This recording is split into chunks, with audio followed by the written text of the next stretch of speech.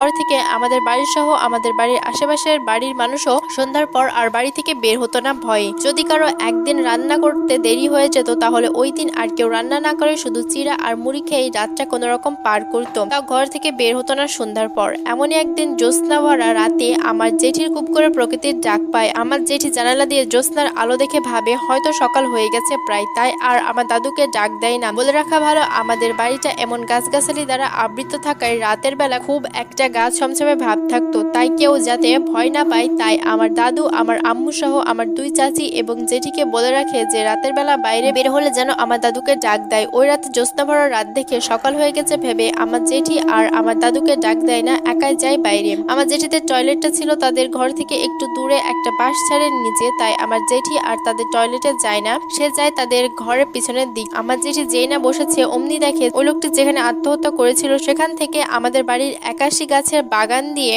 একটা সাদা কাপড় পরে কেউ একটা আসছে। এটা দেখে আমার জেঠি বেশি একটা না ঘাবড়ালেও যখন দেখে যে ওই সাদা কাপড় পরা অবয়বটির পা মাটিতে নেই, চোখ দুটো লাল এবং পায়ের পাতা পেছন দিকে, আর অবয়বটি ধীরে ধীরে জেঠির দিকে আসছে, তখন আর আমার জেঠি বুঝতে বাকি থাকে না এটা আসলে কি। জেঠি বুঝতে পেরে এক দৌড় দেয় ঘরে যাওয়ার জন্য। জোরে দৌড়াতে গিয়ে আমার জেঠি তাদের ঘরের সামনে পড়ে যায়, আর ঠিক তখনই আমার দাদু সজাগ হয়ে যায়। আর আমার জেঠির থেকে সবকিছু শুনে আমার দাদু অনেক রাগারাগি করে বলে যে আমি না বলেছি যে আমাকে ডাক দেওয়া ছাড়া রাতে একা বের হবে না। তারপর থেকে আর কিছু দেখেনি আমার জেঠি। ঘটনা 2, এই ঘটনাটা ঘটে আমার সাথে যখন আমরা গ্রামে বসবাস করতাম।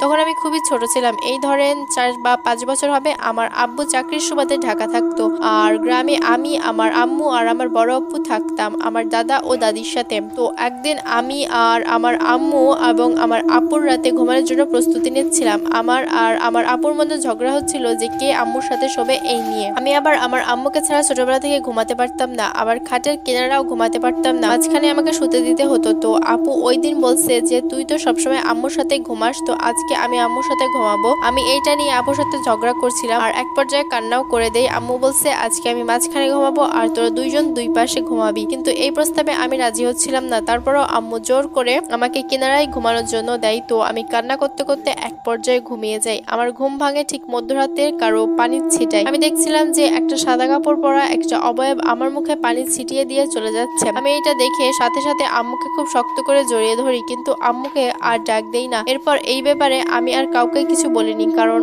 আমি ছোট হওয়ায় ঘটনাটা খুব তাড়াতাড়ি ভুলে যাই আর কাউকে বলা হয় না। তবে এখন আমার প্রায় কথাটা মনে পড়ে আর গা শিউরে ওঠে, আর আমি ভাবি যে আমি কেন কাউকে এই ব্যাপারে কিছু বললাম না। তারপর কয়েক মাস পর আমরা ঢাকায় চলে আসি, আর আমি ঘটনা